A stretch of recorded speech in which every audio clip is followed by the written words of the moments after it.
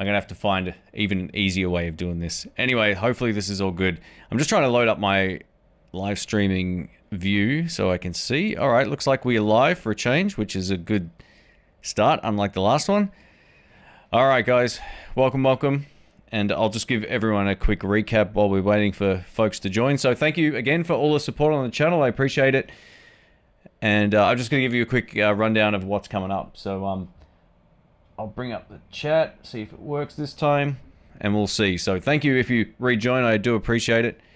All right, so starting as of next week, I've got a couple of new amps I'm going to be testing out from Boogie, which I've been looking forward to reviewing for a very long time. They'll just be on loan, but I'm really wrapped with that. I've also got a couple of Ibanez semi-hollow body guitars coming in, or sort of archtop style ones, which are sort of like blues, old school blues guitars, kind of jazz guitars, but I reckon I can get away with doing some of the bluesy licks that I know. So yeah, they look really beautiful, and it's a guitar brand I haven't actually tested. So we're going to be doing those. I've got a pedal video coming up, so only one a week of those at the moment. I'm probably going to take a break from the pedal reviews for a little while after this one. So yeah, maybe just one a week or one every other week for a bit. And we have a Guitar Search Saturday coming up tomorrow. So join the live premiere. I'll schedule it right after the live stream ends. And this is in Perth as well, so I hope you like the video. It's a good mix of the old style Guitar Search Saturday videos and the new style as well. So anyway, that's what's coming up. It looks like we're working. Everyone, I apologize for the scheduled live stream that didn't work properly. I couldn't get the chat up on my computer or on this thing here, I should say, the streamer. So yeah, I just thought I'd start again. It looks like it's all working now, and I can see the comments on both, which is fantastic. So all right, we'll do some shout outs here. We've got DW, welcome, hope you're doing well. We've got Desert Doug, awesome stuff. We got is it Gretsch Zeppelin, welcome. All right, I'm just looking at the chat over here, because to get them on screen I have to tap something other than my computer. We've got Samurai Moon IQ, welcome, as the trucks go by in the background. We've got Joseph, hope you're doing well. All right, very cool. Pork Chop, awesome stuff. Cowhide, Jose, welcome back, mate. I said hi to you before. It's the only chat message I could see before. Cowhide and Joseph, so we are good to go. So yeah, I got a good mix of stuff coming up. I'm going to be sort of scheduling at least 2 or 3 videos a week for the next month or so. I've got, yeah, a whole bunch of really cool stuff showing up Monday, just on loan. So yeah, it should be fun. I'm looking forward to testing some stuff I've never reviewed or only played, you know, maybe a fraction of my time on over the years. So maybe I've tried it at a shop and gone, I'd love to review that, but I never have. So that's what's coming up. All right, here we go. We got a whole bunch of folks here already. Welcome, Joseph. All right, so Solomon says, what do I think of Cole Clark taking on Chinese assembly for their 1 Series guitars? Yeah, I haven't heard about that before, but I guess if it's... I sort of have mixed feelings on it, to be honest. I think it doesn't mean because something's made or assembled anywhere these days, it doesn't make it bad. Doesn't make it good. It just means that it's probably saving them some money. If it's taking away from their high-end Australian-made guitars, then that's a different scenario. Or if it's taking jobs out of the market here from what they produce locally or whatever, that's a different story as well. You know, I'm unfamiliar with this. I need to look into that. But yeah, I like Cole Clark guitars sound-wise. I think they're really cool. They've got a very different, got more of a modern look to them in some ways over the Maton guitars, for those who are unfamiliar with them. But yeah, very cool overall instruments. But yeah, I don't really know too much about that assembly process. I mean, I don't even know the 1 Series guitars just from the model. I'm very familiar with seeing them in shops. But yeah, I know the Fat Lady and a few of the other guitars that they make, but I don't know that particular series. So yeah, I'll need to look into it. But thanks for the heads up there. And if you have any insight into it, I'll share it on screen here, because yeah, it's something that I've not looked into. But I think if it doesn't affect their Australian-made guitars in any way or anything to do with that, then it, you know, it might just be a more cost-effective way of getting guitars in people's hands, possibly. So yeah, I would have a hard time believing they're going to make all of their they're going to be doing all of their assembly overseas. I just don't think that's the case. But I could be wrong too. I mean, I haven't looked into it, but yeah, interesting stuff. All right, we got Pete from South Australia. Welcome, mate. Hope you're doing well. Thanks for joining in. Rusty from Texas as well. Awesome. You know what? Last time I did this, I had my this monitor thing on a tripod. It made it a lot easier to see, but we're going to try this. All right. Hey, Shane Moulton's here as well. He says, please like the video. Thanks, mate. That's the other Shane who people think is me in the comment section, even though the icon is different in the name. All right, we got DW Stockel says, sorry, that's probably not how you pronounce the name. Perfect time slot for me in California, 9:10 p.m. or 9:11 p.m. Awesome. Yeah, this is a different time for me here. Unfortunately, it's like peak hour traffic, so there's a lot of traffic noise behind me, but hopefully you can't hear too much of that at the moment. And it's also much earlier than my usual live stream, so it's a good time for me. Usually, like 4 o'clock's kind of like a good time just generally for doing this. I think the last few were between 10 and 11 o'clock or 11 and 12 o'clock or something like that, so yeah. Burn Rapold, is it? Says, greetings from Philadelphia. Love your playing. Do you have a video lesson series? I don't, but I started working on one. It's going to take a while. I need to have someone do the tab because I don't do any tab. I don't really know how to write it. I can sort of follow along with it, but writing it's a whole different thing. I've just recorded a whole bunch of licks that I'm going to put into a video, and I've just done them quickly. It'll be mostly blues and all that kind of stuff, but it's a process, and I plan on putting all of that time in March to do it. So by the end of March, I'm fingers crossed, if everything goes to plan, that's when I'll have that available. So as of right now, I have never sold a digital download course or anything like that. I've never really shared too many licks. I did do a few like basic lick lessons on the channel. I'll probably put a sampler video on the channel with a few licks that people can steal or use or borrow, whatever the term is for them. But as of right now, no. But yeah. Hey, we got Buzz Wilson here. Welcome, mate. I hope you're doing well. Good to see you, mate. And thanks for the support, too. If anyone's just joined from before, after I went live, I should say, anyone who's a channel member, Patreon crew like Buzz and everybody else that's in here already, all the names will be in the credits of the Guitar Search Saturday tomorrow. So thanks again, everybody, for all the support. And thanks for, being a subscriber, all that kind of stuff. All right. Who is my favorite YouTuber? Well, my favorite channel on YouTube is Red Letter Media. It's completely out of the guitar niche. Most of the things I watch now are outside of the guitar niche. I still follow Tone King, Steve from Boston, and a handful of Robert Baker and a handful of other guys, but I don't really watch too much guitar content anymore. I'm not, because I'm around it, I'm not that interested in just spending hours looking at stuff because I'm doing it during the day. So most of the stuff I watch is outside of, the typical sort of guitar channel niche now.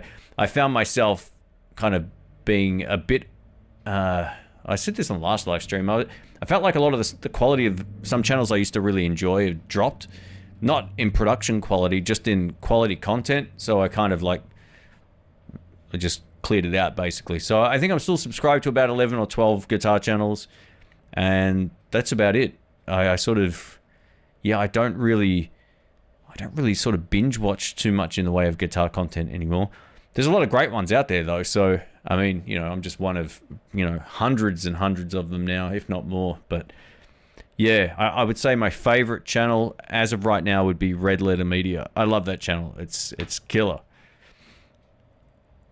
All right, we've got, I'm not sure how to pronounce your name. Is it Judo Dad of 3? Is that how you say it? Greetings from Chicago. I went to Chicago a long time ago, and it was a lot of fun. I took some really nice photos there. It was a beautiful, beautiful city. Went to Buddy Guy's Legends as well, which was a bit of fun. I didn't get to see any bands, but it was a really good time. I actually got to play some blues over there as well at a jam. Not at Buddy Guy's Legends, but at another jam. It was cool. All right, we've got Greg from Oregon. Welcome, mate. Hope you're doing well. All right, 2 p.m. Awesome. Oh, thank you, Pork Chop. I appreciate that. I know you can't see his comment on screen, but it says for your next Pepsi. I appreciate that. In today's video, we're going to go Monster. Not sponsored, unfortunately, but thank you, mate. I appreciate the support. That's fantastic. yeah, we'll have a little caffeine, got a little water to balance it out, unlike the old days where I used to just dehydrate myself. So, hey, thank you again, mate. Thanks for the super chat. If you have any other questions or whatever, just let us know. That's hilarious. Yeah, still drinking the Pepsi. You know, I said to myself years ago, I'm going to stop drinking this crap, and I haven't. I don't drink alcohol. I don't drink coffee. I'm lucky to have 2 coffees a year, I reckon. But, yeah, anyway.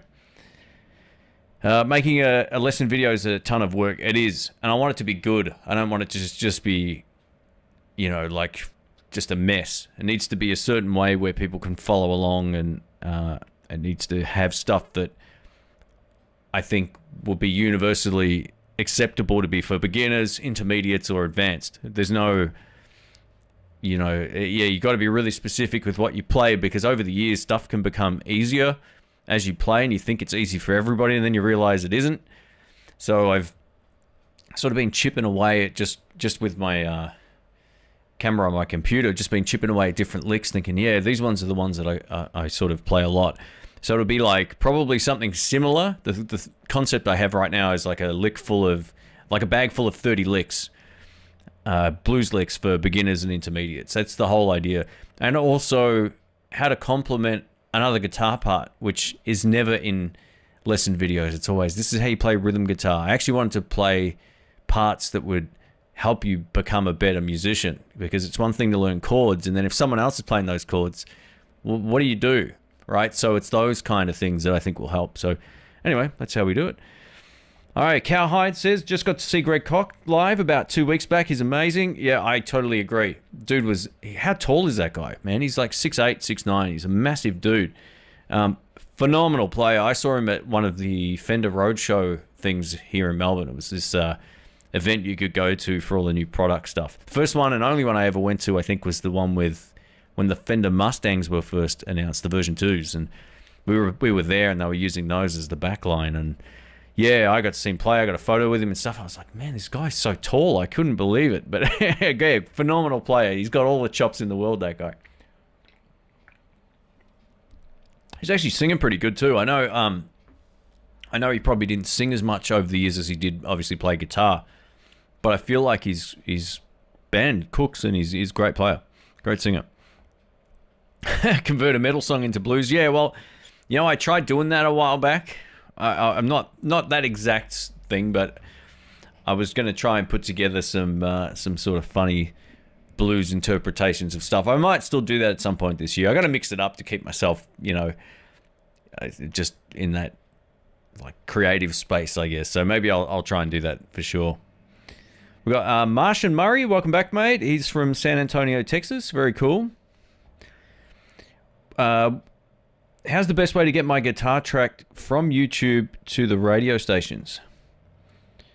What's the best way to get my guitar track from YouTube to on the radio stations? You mean you've uploaded a video, like a song video to YouTube, and you want to get airplay, right? Is that what you want?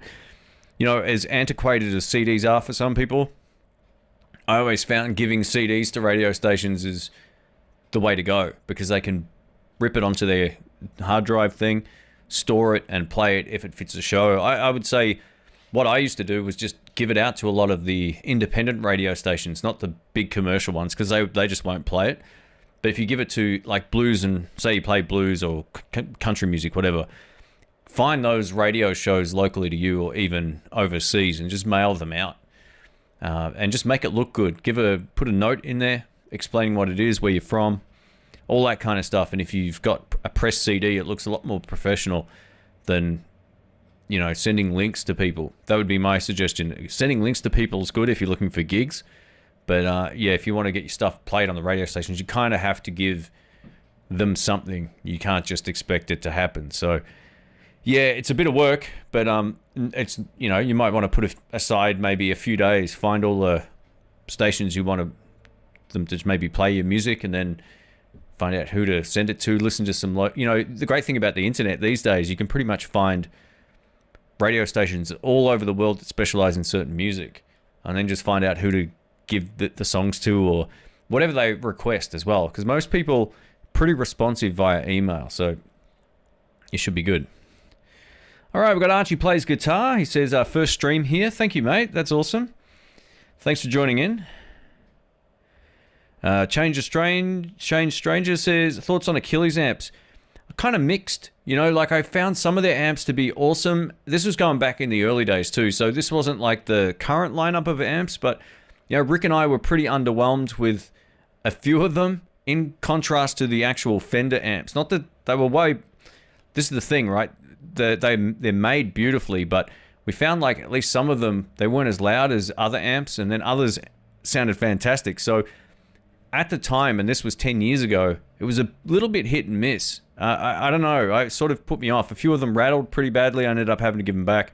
And other amps sounded unreal, like they were just beautiful. So yeah, he had a couple of like Fender Vibrolux kind of copy amps, and they were really good. But yeah, I mean, if you're looking for like a handmade Fender style amp, he's the guy to go to in Australia. I don't know how many people are doing that.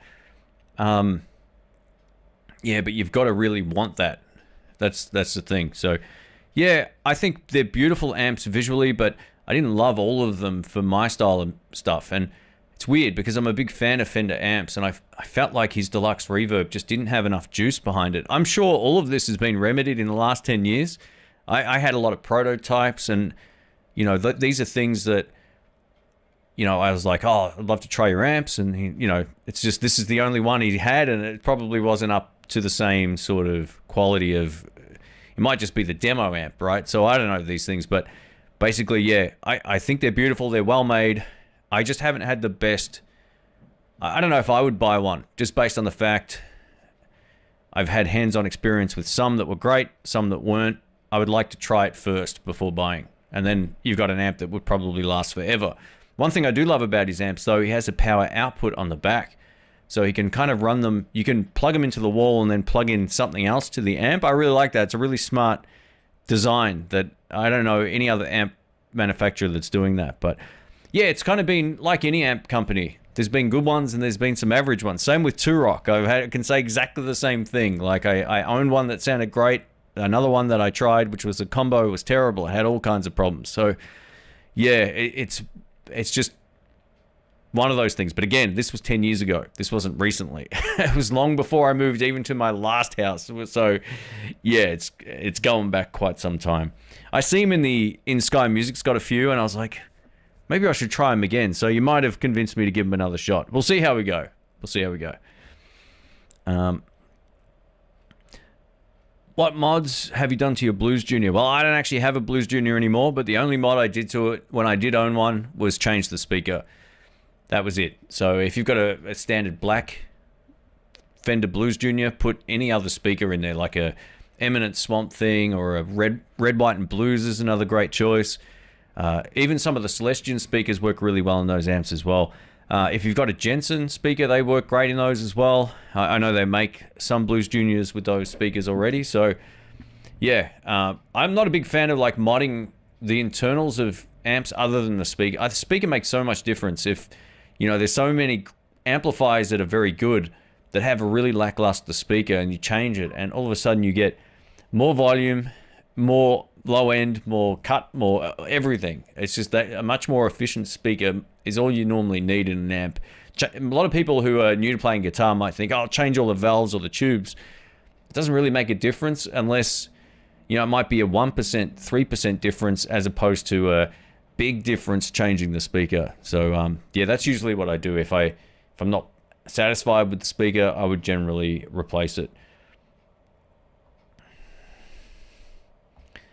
I have coffee but no soda or alcohol. There you go. That's probably the smartest move out of all of us. Oh man, so the Pork Chop says, Shane, are you still eyeing that Suhr Mark Knopfler style guitar? Yeah, so that was a Suhr Legacy, and yes, I'm still thinking about it. I know Jerry's Lefty Guitars he can cut me a good deal on it at some point. I already know he already said that if I want it, but he's in the middle of moving, so I don't know how long he'll be. He might be another 6 months. I'm not too sure before he opens his shop again, because he has to build a property on a pretty much a very challenging, I mean, not a challenging environment, but it's cold over there, right, in Tennessee right now. So I think it's probably, if it isn't still snowing, it was when he sent me some photos, and it might take him a while. But yeah, I can't wait to try that guitar again, or maybe put an order in for one.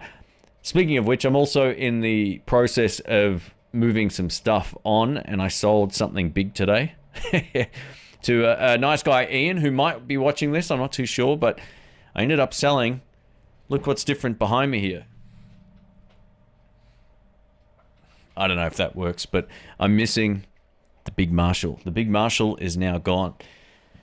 Man, it was a tough decision. I was kind of on the fence about it for a while, and I was going to buy a single 12 cabinet for it. I tried it. I took the head down to the shop. I tried the cabinet. It's a 16 ohm speaker, and it gave me too much compression and not enough throw. Now, that can be resolved by changing the speaker. I could have put an 8 ohm 150 watt speaker in there, but it just wasn't as efficient as the 2x12. And then I took the Artist amp down and A-B'd it, and the Artist amp was louder and had just more headroom. So I was like, oh no. And for me, I love the head of the JTM Studio head is awesome, and I wanted the matching single 12 cab, but through that 2x12 cab, the sound is friggin' mighty, but it's just too big, and I'm lazy. I'd rather have a combo or something small to take to the jams and all that. I'm never going to take a JTM Studio out to a jam night. It's just too big with the 2x12.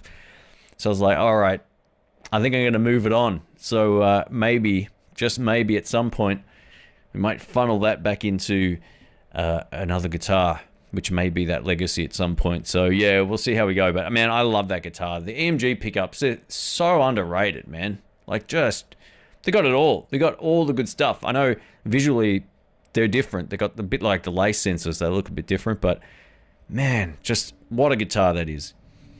I don't know if I'm going back and watch a lot of my videos unless I'm sort of like time-stamping stuff, but that's one I've looked at a few times just thinking, yeah, that'll have to happen. And Rick's been at me as well over the last few months to maybe, you know, pull the trigger on one of those at some point. Gigman Drew says, hi Shane, first time I've been able to make it because of the crazy sleep schedule. Mate, sorry to hear your schedule's all over the place, but thank you for joining in. Cheers. This is great for me. I'm on the Eyre Peninsula. I can't hear any traffic noise. Oh, good. That's cool, because yeah, there's a lot of traffic noise here. It's pretty loud a lot of the time. But thank you, everybody, for joining in and letting me know the sound is all good. All right, what's my go-to pickup? Single coil humbucker P90. What's my favorite and why? Yeah, there's not really one answer. But if I had to pick a humbucker, it would be a burst bucker from Gibson. I think they're pretty much as good as you're going to get. There's no real reason to buy like any pickups outside of that price range. I think the burst buckers tonally are fantastic. They got nice top end. They're not too sort of dark and thick sounding. They got all the great stuff, and that's what's in my Flying V. And I really love the sound of that guitar. And anytime I've used burst buckers, I generally really like that sound. So I would say when it comes to humbuckers, it would definitely be the Gibson burst buckers. When it comes to other styles of pickups, I'm not at all concerned with what I'm using. So for my Telecaster, my 52, I've got those Danny Gatton pickups in there, which are low output noiseless pickups. And they're the best noiseless pickups I've ever used. They actually sounded better than the original 52 style single coils that were in there. It's just they've been in there for years and years and years, and I've been using that guitar the last few weekends out, and it's been great. It's just at the jam, and they're completely noiseless, unusable anywhere else. If I was to take single coils into that venue, it would be pretty tough. Yeah, I would say they're probably my two favorite off the top of my head. You know, recently I moved over to lace sensors for my Strat. I bought a set of those, and they've been really good too. They're not as noiseless as I probably would have liked, but they're definitely way better anywhere other than this Sunday night thing that we do. So in the studio here, it's cut the noise down drastically, and I got to play. I plugged into the JTM Studio before I sold it with that guitar, and it was like, whew, they sound so good. So yeah, I would say a combination of those pickups. But yeah, pickups are, you know, it's a bit of a rabbit hole. I've wasted a lot of money on pickups, like a lot. I would have spent probably bought 6-7 sets of single coils and noiseless pickups for my old 50th anniversary Stratocaster. I probably had 3 sets of pickups for my Tally, and that's probably about it. But yeah, Strats over the years. Strats are the easiest to change pickups in, or I should say they're the most easily available to change pickups in. So yeah, it can be a bit of a rabbit hole. All right, I'll just move down the chat here, guys. All right. Bring back Slosh. Yeah, I need to start. I don't have that wig anymore, but I'll have to see if I can see what I can do. All right, we got Bumble from Christchurch, New Zealand. Welcome, mate. Thank you for joining in. Hey, Janice is here as well. Awesome stuff. Hope you're doing well. Thanks for joining in as well. All right. Let's have a look here. Let me scroll down. Thoughts on Fender versus Gibson? Man, yeah, there's not a short answer for this one, so I'll say it like this: personal preference. If you prefer humbuckers generally over Strats and Tallies, then it's chalk and cheese in many ways. I think the prices of both. This is the funny thing. I think Jamal said last live stream that with inflation, the price is still the same if you go back in history. But, when you're talking about some of the higher end guitars, those are so expensive now. Like, it's crazy on both sides. But just from the sort of like, American series Fender Strats and Tallies versus the Gibsons, there's a lot more work that goes into the Gibson guitars, just generally. But I think the Fenders are more consistent most of the time. That's my thoughts on it anyway. Hey, we've got Jay here. Welcome, mate. He says, hey, Shane. Good to see you. Glad to catch a stream. Thanks for that. I got a fan on in here. It's quite warm. Got a bit of sun yesterday too, so if I look a bit red or whatever, it's yeah, that's what's going on. A little dehydrated maybe. Made an amp with EL33 tubes recently for a laugh. Well, that's cool. I don't know anything about EL33s. You'll have to give us some info on that. Pete from South Oz says, Shane, given I'm primarily into alt rock, I go to Adrian Woodward's Anyone Can Play Guitar in the UK for my guitar lessons on YouTube channel. He has the most genres, but backs it up with theory. Very cool. Man, there's so many great lessons out there. There really is. There's just so much good stuff. Yeah, and that's the beauty of it now, right? You can find basically lessons on anything. Any song, any genre, licks of any style, all that kind of stuff. There's just a massive resource of stuff out there. So that's super cool. I want the handmade high watt thing. Oh wait, they do that still. I don't know. High watt. I don't know if they make. I don't know much about high watt amps, to be honest. I've played a few and I've seen a few in shops, but I don't know enough about them. So yeah, I don't know the specifics like I do with other brands and models, all that kind of stuff. All right, we got Zacchatas, is it, from Dallas, Texas? Awesome stuff. Thanks for joining in, mate. Hey, Great Vanzini's here. Welcome, mate. Awesome. Thanks for joining in. All right. Have I played any of those custom shop Strats at Sky? Over the years, yes, but nothing recently. The last custom shop guitar reviewed was in December, and that was a Telecaster. It was the Journeyman Relic, which was friggin' awesome. It was arguably the best Tele I've ever played. Also one of the most expensive, but yeah, I mean, it left mine for dead feel-wise. It wasn't even close. That's one of the great things about those custom shop necks, man. The Relic ones just feel amazing. They're a lot more played in terms of feel than the standard ones. Although the American Pro 2s feel like they've been played in, but yeah, the custom shop necks are just to die for, man. They really save their what I consider to be their really sort of voicey pickups for their custom shop guitars. There's something to be said about that. I don't know what they do differently, but yeah, I always notice a difference between any of my Fender guitars and custom shop guitars, to the ear at least anyway. It's crazy. Do I like the Kinman pickups? So a good friend of mine has, I think now, 2 sets in his guitars, and the first time I heard his Strat at the Jam with his Kinman pickups, I'm not exactly sure which models he had, the guitar sounded so good. Like, everyone's like, man, his tone sounds great.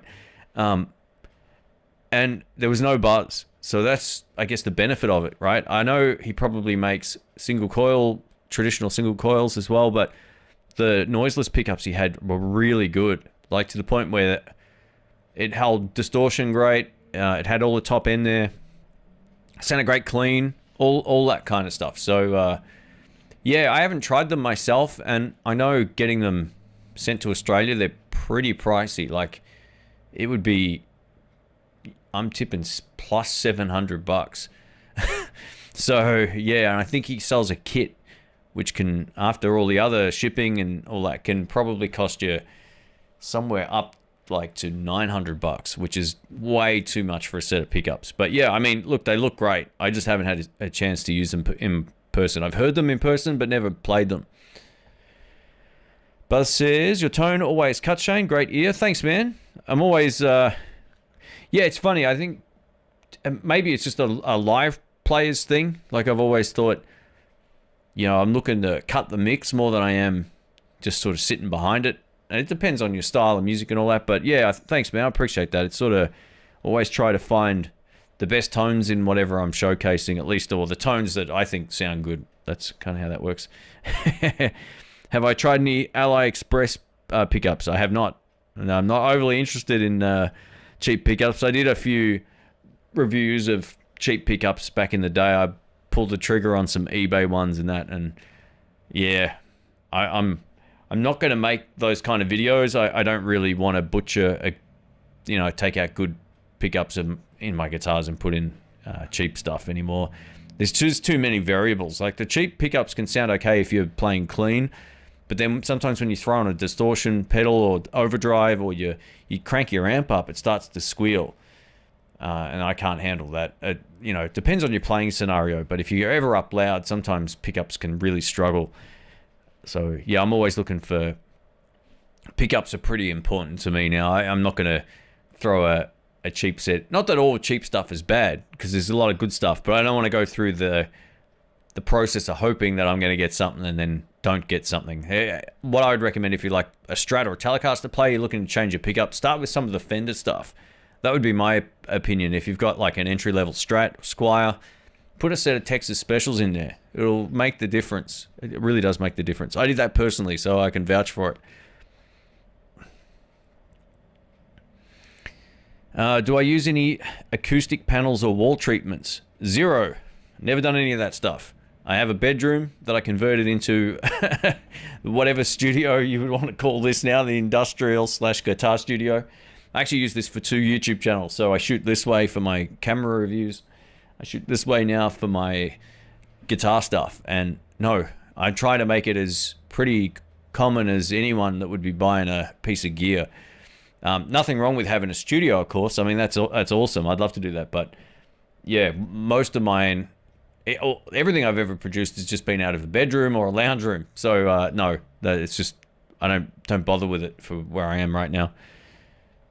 If you're trying to soundproof something, it's different, or if you want less reflections, you can do that. But I find bedrooms with carpet and mats and stuff on the floor, you don't necessarily gain a lot by doing that. But that's just my opinion on it. Jose says, thoughts? The years you've reviewed many Fender Supersonic 22 combos. Now that years have passed, what are your thoughts on them, and would I own one again? So I bought one, what was it, a year or so ago? Maybe a year and a half ago? I don't remember how long it was. I had to take it back. It was faulty. This is the problem I have with a lot of Fender amps now. Like, at least in Australia, they're all got defective valves or tubes. We call them valves here.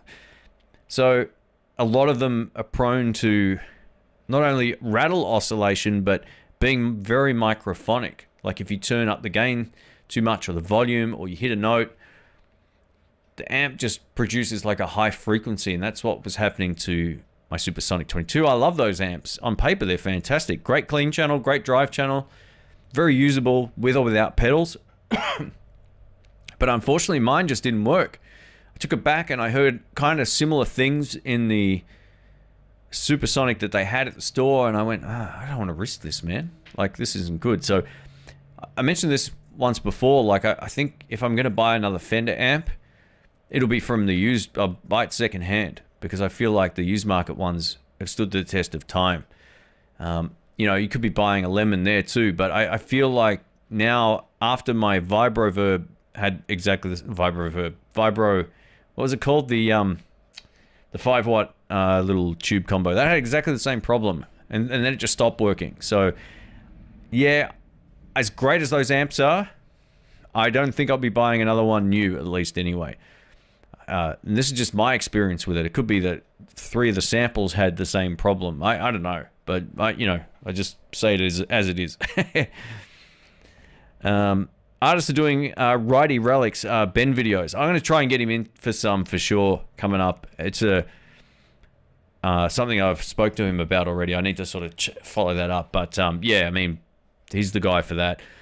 I'll see what I can do. I know they've got a couple of new lefties coming out as well.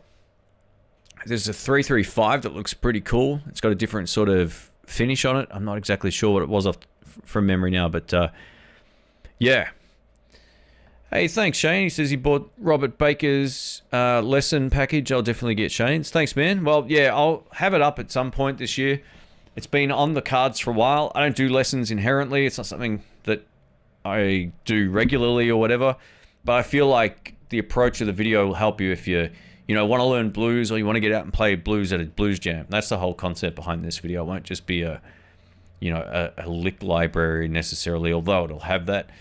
It's not. It's to put it into action, get you out there playing live. So thanks. Yeah, Robert's fantastic, man. He's a great player. Hey, we've got Eric. He says, hello from the high plains of Kansas. Awesome stuff, man. He says, love the channel. Thanks, Eric. I appreciate that, mate. Thanks for the support.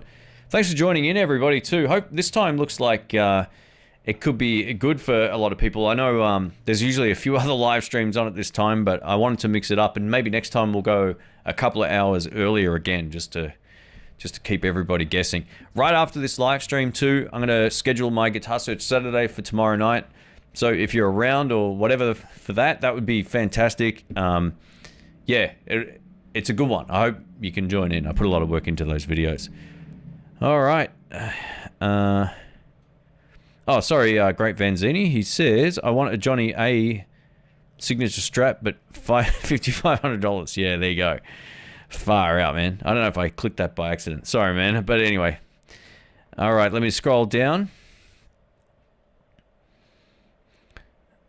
Times have changed with the Chinese pickups. Oh, I'm sure they have. They're not all bad, but what I'm saying is if you're paying like I did, I think I spent like $15 on a neck pickup or a bridge pickup for a Tele. You know, you just, do you really want to go through that and deal with it? Because once you, at least with a lot of the online places you buy stuff like that, you can't return stuff if it's coming from overseas. It costs you more to return it than it was to buy it. And that's the sort of trap with it. So yeah. So this is the question I had too. Lay sensor pickups or Fender Noiseless 4th gen. If you want completely noiseless pickups, the Fenders are the way to go. But if you want that single coil sound, then go for the lay sensors, and it reduces the buzz so much. I can have a lot of my effects pedals on in the room here and not have any noise or very little noise with the lay sensors. So yeah, the trade-off in noise is also a trade-off in tone. As much as I love those new noiseless pickups, I think they're pretty good. The lay sensors just sound better. They feel a lot more like the pickups I had in my guitar. So yeah, there's not as big of a change in all of that kind of stuff, but they're both fine. I would buy them based on your preference. If you're playing a lot of super high gain stuff, buy the Fender noiseless pickups because they handle overdrive and distortion like a humbucker, because they essentially are. Hey, Greg B's here. Welcome, mate. Thank you for joining in. That's awesome. We got Heavy Brett as well. Welcome, mate. Thank you for popping in. All right, let's... hey, Shane, how good are you at Luthier stuff? Not great. I tend to do all of my pickup swaps myself now, but I'm not like much of a tools guy. You know, I don't have a dedicated workbench for all that kind of stuff. Anytime I change pickups, I just use a desk or a table in the house. So, yeah, I'm not the sort of guy that's great with, like, you know, very technical woodworking or whatever. Definitely not for me. But I can change pickups, I can change pots, I can make adjustments to intonation, and, you know, do all of the basic stuff, basically. But yeah, I don't have all the tools, which can be frustrating sometimes. So, yeah.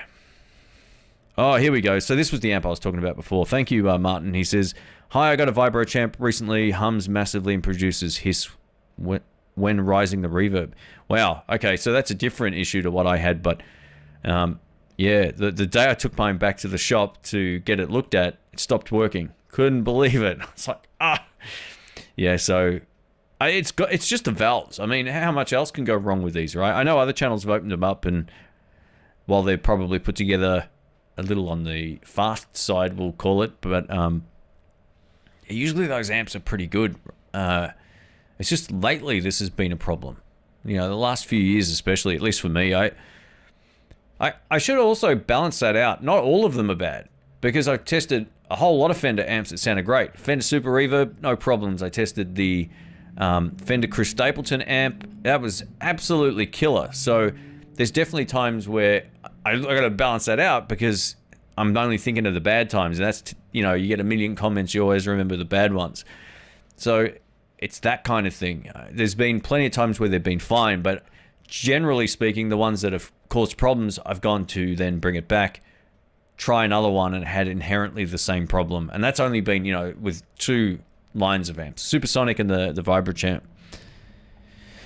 Chad says, by the way, I put Suhr pickups in my Strat and it sounds so sweet. Oh, very nice, man. Frail and Blues in my Tele. Yeah, very nice. My friend Brian plays those exact pickups, I think, and his tone is always good. Hogan's Hideout says, what's my favorite modulation pedal? So my favorite of all time is the VS Audio Vibler.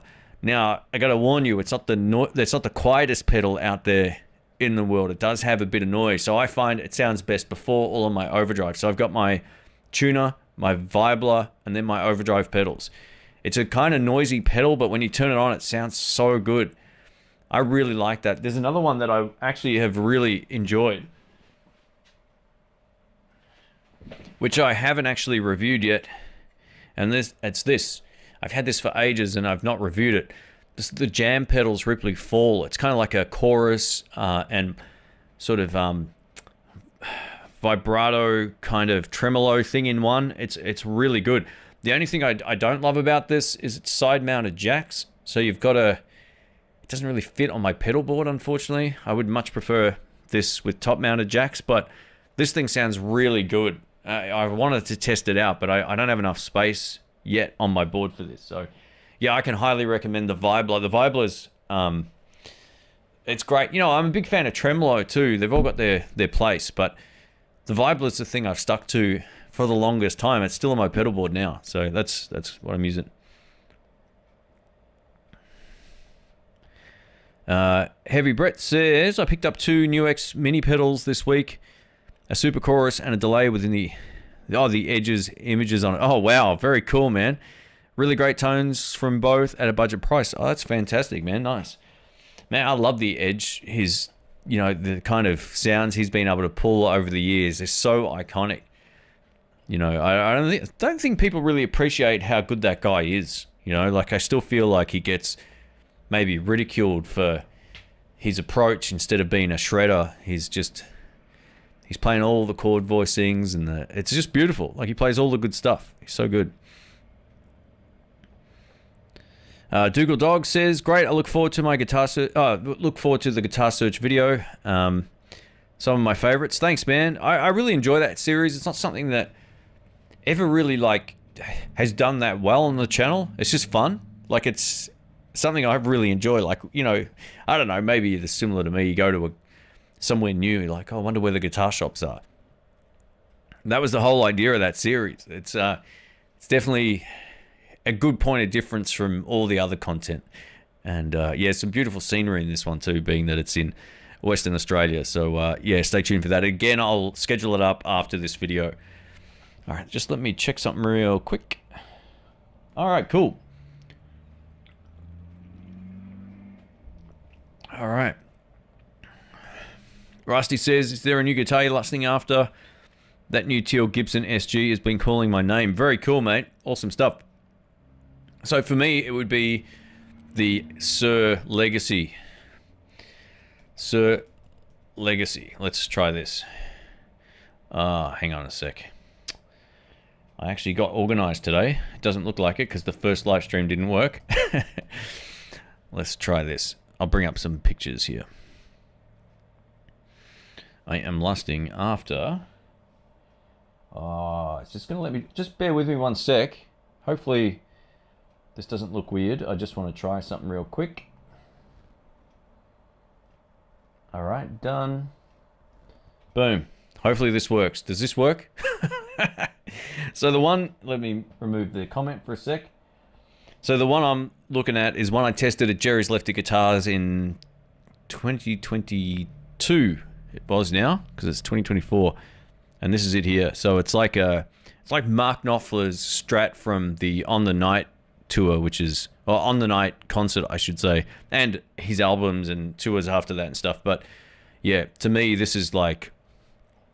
This is cool. Now, the color looked a little bit too rock and roll for me. But yeah, then I got used to it. I'm like, it's kind of beautiful. And these EMG pickups, awesome. You know, so yeah, I would be very interested in getting one of these at some point. Speaking of which, I'm clearing some stuff out. I spoke earlier about selling an amp. So I've sold 2 guitars already. I might do a recap on all of what I've got still, because I'm not getting rid of everything. But there's a couple more I want to sell, and then I might sort of do something silly at some point with something like this. But yeah, I don't want to just store guitars in a box, in a box or in a room or a cupboard or on the wall. I want to actually use them, and sometimes I found like the more stuff you have, the less you actually use anything. So yeah, hopefully that worked. Let us know if you could see the screen okay. We've got Surly here says, hey Shane from Iowa, first time catching you live, albeit half hour late, long time watcher. Hey, thank you, mate. I appreciate you coming in. Thanks for the comments. I'll timestamp this afterwards as well. It usually takes me about an hour and a bit, maybe an hour and a half after I finish streaming this. So I go back, I rewatch it on 1.5 times the 2 times speed, punch in all the timestamps to make it easier for playback. So if you miss the start, it'll be just give me some time afterwards and you can watch it back and skip through. Oh, we've got Marco. He says, hi, Shane. I actually went to hit the comment above that. But hello, Mark. Marco, sorry. Saludos from, is it Brush County of South Texas? That sounds pretty cool. What gear demos do I have coming up? All right, so coming up as of next week, I've got a whole bunch of new stuff I'm going to showcase. So I'm borrowing from Sky Music. They've got a whole lot of new amps and guitars, especially lefties. So there's going to be some Ibanez archtop semi-hollow body style electric guitars, which I'm looking forward to. There's also going to be some boogie amps, which I've always wanted to play, and they've got the ones I've always been interested in. So there'll be at least 2 boogie amps coming up. I'm also going to throw in some Blackstar amps. What? So yeah, hang in there for that as well. I haven't really... I think when I first started my channel, about a couple of years into it, I filmed a few of those Blackstar amps that were like the small sort of tube combos. These will be the gigging style amps. So yeah, I'm looking forward to it. There's some really cool stuff coming up, and yeah, so that's pretty much it. And I've also got a pedal which doesn't come out yet, so I can't mention it, but it'll be coming up on the 14th or 15th of this month.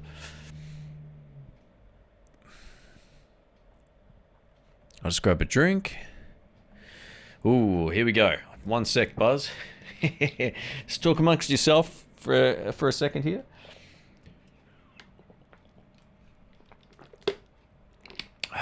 All right. Have I had a chance to play the Tone King Imperial? I have. It's great. I haven't reviewed it before, but if you go to my Guitar Search Saturday from Bradenton, Florida, it was Music Go Around. I played it on there. It was unbelievable. The cleans are fantastic. Actually, I've got a few YouTube shorts left. I kind of got over the whole YouTube shorts thing. It doesn't really, there's just like more time doing stuff that I wasn't really that into. But there's a YouTube short I haven't released of that. I might just put it up tonight or something, or tomorrow. It sounds unreal. I just played it with a Telecaster. I was like, man, the tones of that amp are glorious. They're really good. I don't know anyone that's got them here, so I can't get my hands on one. I don't know any friends that have one of those amps, unfortunately, because I would love to review that properly. Yeah, if I get back to the States at some point, maybe I can get my hands on one for a review video or something. I don't know, but yeah, killer amplifiers, mate. If you've got one of those, let us know. Hey, we got, is it Jorgen? Is that how we say it? From Sweden. Very cool. Hope you're feeling good. Hope you're doing well, mate. Sweden, one of my favorite places I've ever been. Denmark and Sweden. Man, both are fantastic. I absolutely loved it over there. Oh, here's a good question. What's my favorite 15 to 20 watt combo amp of all time? It's a tough question.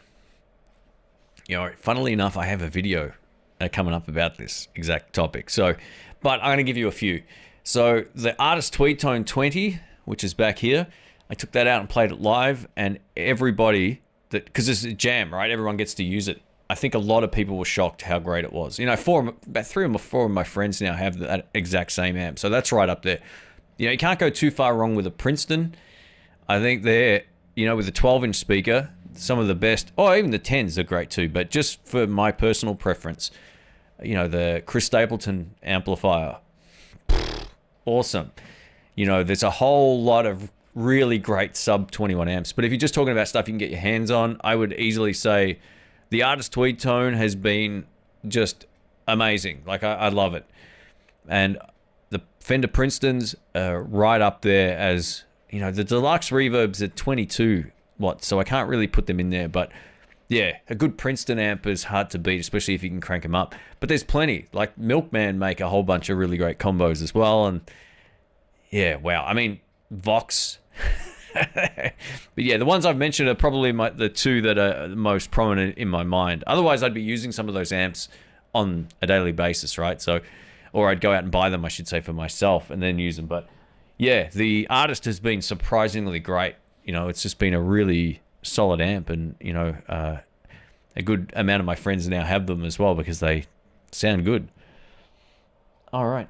I would say, though, you know, if you're looking for cleans, the Fender would get the win. If you're looking for versatility, the Artist would be right there, you know. But the Fender Chris Stapleton amp, you turn that up, it's magic. It has no reverb. You'd think, how good can it be with no reverb? yeah, give it a go. Eric says, I'm fairly new to the guitar. Can you explain how an amp and guitar can sound like tone heaven? One day, then sound... the next day sound awful. Sometimes I think I finally found my tone. The next day, nope. All right, so this could be a few things, but depending on your amp, if you've got, say, a valve or a tube amp, volume is your best friend, right? So sometimes turning your amp up and your guitar back a bit will give you a better tone than having your guitar all the way up and the amp down. Sometimes if your amp is acting very differently, all things being equal, I would say it could be a bad cable, because cables can really wreak havoc with tone, or like even one from your guitar to your amp. It's something like that. If you've got a pedal board, it's the pedal board. Some pedals have buffers. Sometimes if something goes wrong with something in your pedal chain, like a patch cable, it might work one day, it might not work the next day if you pack up your pedals or move your board. I've had that happen to me. I'm like, where's my volume gone? I later found out it was one of my patch cables. So it could be a number of different things. You just got to start the most simplistic way. If it's just your guitar, cable, and amp, start troubleshooting it. Is it this pickup, or is it all pickups? Is it the cable? Have I got another one I can check? You know, your guitar lead, can you switch that out? You know, start sort of troubleshooting stuff that way. But yeah, amps are pretty consistent normally, unless they're faulty. And if it is a valve amp, it might just have a defective valve where, you know, it sort of works and then it gets to a point, it just starts to play up. That's very common. It's easily fixed as well. So yeah, I've had all kinds of issues with amps and troubleshooting, and over the years you just start to go, okay, so how do I work this out just by, you know, trial and error, or whatever you want to call it, right? Just sort of like going through the motions to work out which, going through the list of things to check is what I'm trying to say.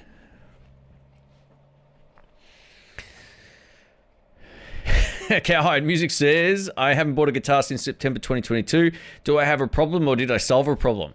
Yeah, that's a good question. That's a good question, because yeah, I wish I could say that with guitar, with camera stuff. Man, camera stuff is as bad for me as it is bloody what guitar stuff was for me a while ago. But yeah, I usually think when you're in a place where you're not buying stuff, you're either gigging, practicing, or you're just really happy with the playing experience. You know, I was thinking about one of the reasons I'm happier sometimes with less stuff when it comes to guitar is I really get to focus on playing. I don't get to focus on the gear. I don't have to worry about all the other stuff. I can just go, this is what I'm using, and it sounds great, and the rest is up to me. So there's something to be said for that as well, which is why I don't like, you know, filling my house full of stuff, even though I do have too many guitars at the moment still. Yeah, I'm slowly sort of shrinking everything back down for space as well, and it's a healthy thing. So yeah, sometimes, you know, it's like anything. If it does the job and you enjoy it, you don't feel like you need something else, you've got yourself a winner. It's great. Oh, thank you, Chad. He says the screen sharing worked great. The Suhr looked amazing. Man, I tell you what, I still got it on screen.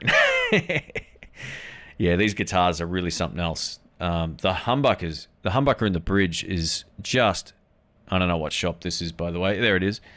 Look at that. Boom. Yeah, these are beautiful and nice and simple. Look at this. One volume, one tone control. And it doesn't have that crazy Floyd Rose thing that the Pensa Suhr has, which is like 5 times the price. You know, if I was to buy this just straight out off the, you know, from any shop, I would be paying a lot more than, I think Jerry can do me a pretty good deal on it. He doesn't pay for me to do the videos at his shop or anything, so he wants to thank me by giving me a good deal, so that's cool. So I'll do that at some point. But yeah, these are great, man. It's beautiful. All right. Now I wanted to show. Oh, see you, Janice. Take care. Hope you're doing well. Thanks for joining in. All right. All right. Let's go down here. Do I think the price of effects pedals has gone too high? I know there are cheap options, but why do we need a $500 pedal? So there's a big difference between like a factory pumping out cheap copies of stuff and people innovating a space or doing everything on their own. So you're buying like a lot of good pedal manufacturers, and this isn't all of them, but any of the ones I usually showcase, from a lot of them from Greece or from the US or wherever, right? Some of them have lifetime warranties. So if anything goes wrong, you have it for 10 years, you send it back. It gets fixed. I mean, you're getting something that will last you a long time if you're happy with it. But I agree. You don't have to spend a huge amount of money to get a good tone. No way at all. I mean, some people just think it's about the visual of the pedal. I just think it's about reliability. And not that cheap stuff breaks time either. That's not the case. So, oh, sorry guys. Sorry about that. My video camera disconnected from the switcher. I think the cable might be a bit loose. Anyway, so yeah, I think it's just about options. Like some people want to buy a Mazda, and some people want to buy a Dodge Charger, and other people want to buy a Mercedes, right? So you've got all of those options in the market, and I don't think music is any exception. And I think the same can be said for the camera industry, for motorcycles, for clothing. You know, why would I spend $100 on a t-shirt? I got my limits. I'm sticking to it, and I don't feel like the $100 t-shirt's going to make me look any better than the $40 one, right? This is in Australian dollars, so take off 25% or whatever it is for the conversion overseas if you're watching from the US. But yeah, it sort of comes down to the build quality, the warranty period, all that kind of stuff. But yeah, I agree, man. Would I spend $500 on a pedal? No. It doesn't mean that other people won't. It's up to the person buying it, and if it ticks a box that nothing else does. Now, a great example of that is the pedals made in Canada that I review. They got the real tubes there, and they've got they're kind of like, they're an amp preamp style. They're an amplifier preamp style pedal, so you can use them for a number of different things. They're not just an effects pedal. So Tubesteader is sort of doing something very different. So, and they're handmade in Canada, so it's going to drive up the price. So yeah, you got to kind of think of all those other factors as well. But yeah, I agree, man. There's a lot of stuff that doesn't make sense to a lot of people in any niche. I think guitar is no exception. You know, when I first started playing guitar, I was like, "You spent $1,000 on a guitar?" I couldn't get over it. I was like, "What?" And this is going back a long time ago. And then I did it at some point, and I spent $2,000 on a guitar at one point, and I was like, "Oh man, okay." So as time goes on, and depending on your situation, and depending on, you know, all these other factors, you start to justify things if you really want them. It's just how it is. There's probably some sort of I don't even know what I'm trying to say. There's probably been some sort of like psychology paper or something on some of this sort of stuff. When am I going to start a guitar brand? Nah, I don't know about that, man. I don't really want to do that. Not right now. It's not something that I have time for, and I don't really have a passion for doing that kind of stuff. It's a great idea. I'm not against it or anything, and maybe one day I'll do a lefty thing or something. But yeah, it's not something I've put any thought into at the moment. I want to do other stuff, and I'm sort of doing other stuff online at the moment. But yeah, you never know. I'm really happy for Lewis and Phil for putting together the Badlands guitars. I think that's a really good thing for them, and it has that, you know, 80s aesthetic that they kind of get a kick out of. It reminds me more of the Tone King. Oh, just spat on the table in terms of the style than anyone else. But yeah, it's cool. So good on him. I'm happy for him. That's great. All right. Money for nothing, but guitars not for free. There you go. Very cool. All right, guys. I know I've missed a whole bunch of questions here. I'm just going to go quickly through the comments. Let's just scroll down here. All right, Chad. Thank you, man. No worries at all. Milkman makes a 100 stereo floor amp. Sounds amazing. Yeah, I mean, Rick's got I can never remember the model of his. It's great. It's like 15 watts. It's basically like a Princeton clone, except it's lighter, and it's really, really good.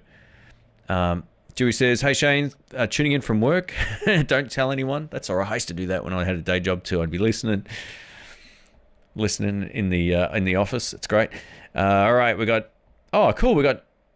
I'm not sure how to pronounce your name, man. I apologize. It says, "Hi Shane from Istanbul, Turkey. What do you think about Blue Amp, Amp X, and Hughes and Kettner Black Spirit floor amp pedal?" All right, that's a lot of stuff. So I've tried the Blue Amp stuff, which was fine. I don't have any really complaints about it. I think it's if you're looking for a pedal board sort of setup with an amp you can run to a box, and if you already have that box, it's fine. It's just like most amps, except the experience is different. It's on the floor. So that's the first part of that question. Hughes and Kettner amps, I've never really been a huge fan of. I find them way too bright to my ear. They're not probably all like that, but the ones I've had experience with, they just had this top end you couldn't get rid of. And they don't sound too bad when you're standing or sitting in front of them playing. It's like you take a few steps back and all of a sudden it's like, where's that high end coming from? And nearly every time I've heard one in a context of a jam night or whatever, or a gig, they're very, very bright. So I'm not sure if Hughes and Kettner have kind of fixed some of those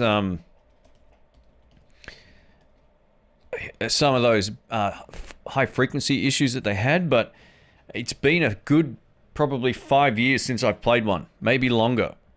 So I'm a bit out of touch with that. And as for the Black Spirit floor amp, I don't know what that is. I'd have to look that one up. I apologize. Dougal says, I still have a desire for the Ibanez AR420 Artist in Violin Sunburst. Maybe if I sell a few guitars first. Very cool, mate. Yeah, it's always like, I don't know, man. I kind of feel like it's healthy to move stuff on. You know, I sort of feel like that when it comes to music gear. It's cool. If you're a collector, it's a different scenario. So I don't think it's not cool to have lots of guitars. But I think if you're looking for something and you got a few guitars you're not playing, get rid of them. You know, you most likely, especially if you're right-handed, you can most likely always get them again. So you don't really have the fear of going, oh no, I'll never find another one. Especially if it's a name brand, right? So do it. Move some stuff on, clear some space, put it in the guitar rack or whatever it is you do, and get into it.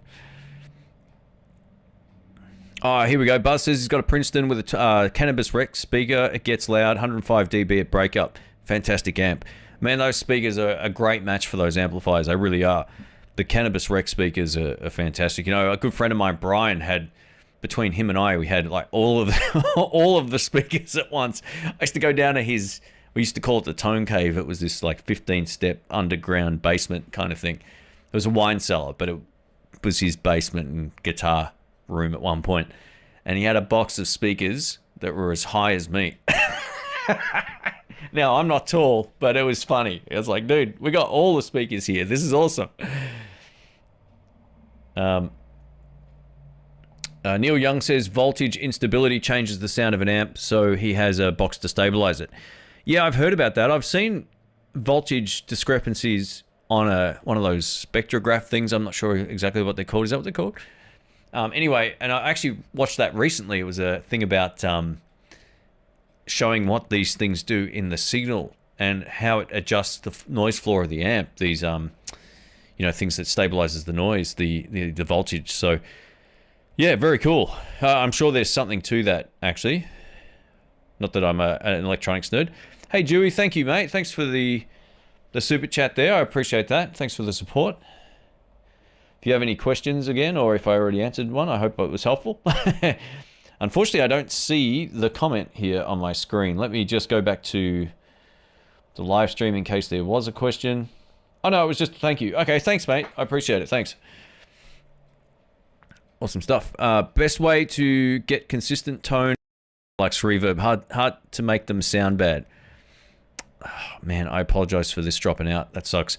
Best way to get a constant tone is to buy deluxe reverb. Yes, they're great.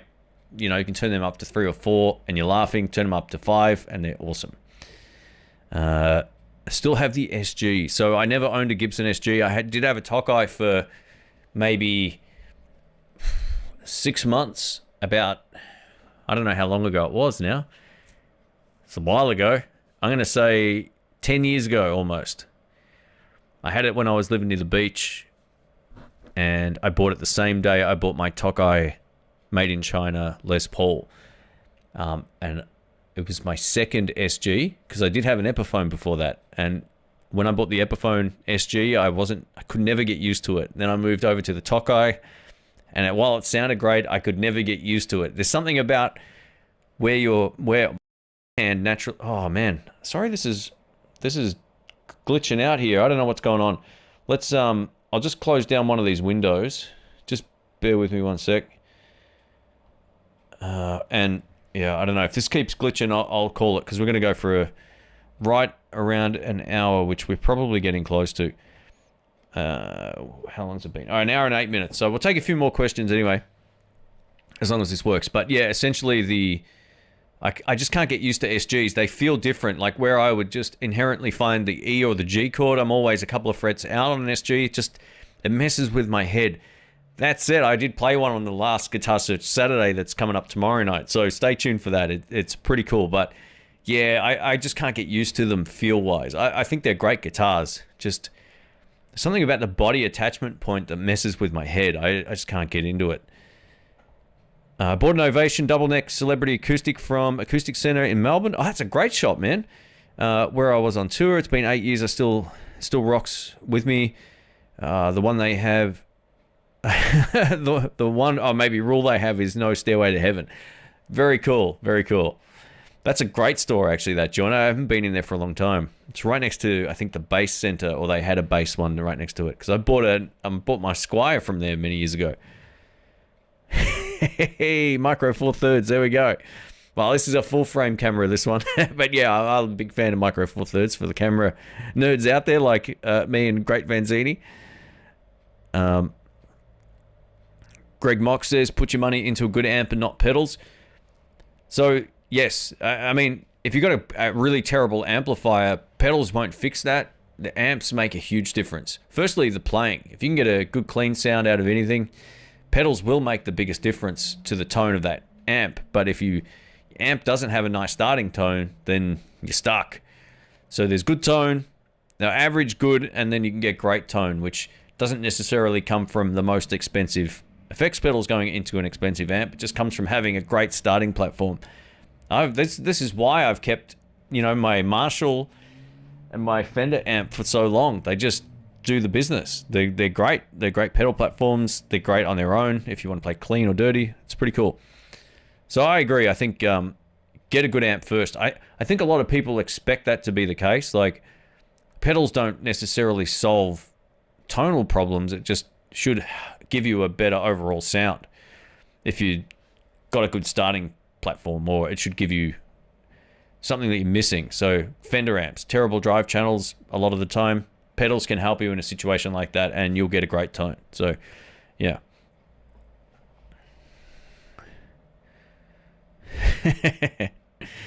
I'll sell Ian a few $500 pedals here. Shane, can you do other things and also sell $500 pedals? I don't know really what that means, but yeah, it's sort of like, you definitely don't have to spend huge bucks on stuff to get good tone. But the amp definitely makes the world of difference. Buzz, thank you, mate. You're a legend. Thank you for the super chat. I do appreciate it. We got a few here. I'll just say thanks to everyone here. So we got, mate, you've been such a huge supporter. I thank you again, Buzz. You're a legend, mate. I'll always laugh when I see your snow face sort of show up here. You got all the snow over your avatar from skiing or whatever you're doing there. That's awesome. And Chileno, thank you, mate. Hopefully I pronounced that correctly. He says, thanks for all your content, Shane. You were my first entry into guitar content back in 2014. So 2014, thank you, mate. I'll just tell you, it was the year I actually left my day job. I left one of the best companies to work in the world, and decided, you know what? I'm going to do my own thing and be broke for 4 years. So that's what I did. So it's been a crazy 10 years. I might do a video about that coming up, because at the end of April, around the mid-month maybe, or close to the end of April, I think it was from memory, or maybe it was early April. I don't really remember. I left my day job, and that was a huge step, man. I was so scared about, like, oh no, what do I do? I just sold a car I had a lease on, which was the stupidest thing I ever did. I got rid of it. I saved up, I think, 10 or 11,000 Australian dollars, and I left. And I tried my luck. And every time I got down to 7, I'd take a 2 or 3 week contract job and just put it back up to where I felt like it was enough. And in hindsight, it was crazy. I'm glad I did it. But yeah, it's been a crazy 10 years since that point. And it's funny, it's been so long since I've been making videos on YouTube. I don't even know how, all right, so we just hit 120 million views on the channel, which is absolutely insane for, all the time that I've been making videos, and 3,000 videos we clicked over the other week. 3,000 videos, 120 million views. It's crazy. It's absolutely crazy. So thank you, everybody. Man, it's insane. So yeah, thanks for all the super chat, guys. Usually if there's a few super chats, I won't put ads on the stream. I'll just let it, while I'm doing the timestamping and all that, I'll just let it run. So yeah, so thank you for all the support. Dougal says, anyone notice Shane's voice has fallen slightly out of sync? It could be the streamer glitched before. Apologies for that. Anyway, we're going to wrap this up. Guys, thank you so much for the support. Join me tomorrow. We've got the Guitar Search Saturday coming up. I'll schedule it after this. So right after this, I'll schedule it up. If you can be there, that would be awesome if it works with your time zone. But yeah, it's going to be it's a good episode. I hope you like it. I put a lot of work into it, as I do with all my videos. And then starting next, new stuff I've never showcased on the channel. So this streamer is glitching big time, and I'm going to send this feedback to the crew that make it, because it shouldn't be glitching. Anyway, guys, thank you again. I know you probably can't see me right now, but I think the audio is working, so we're going to close this one out. Thanks again, and I will catch you very soon. You can see all my chat stuff there. There you go. You can get an insight into the YouTube back end. I'll catch you soon. Thanks again, guys. Take care.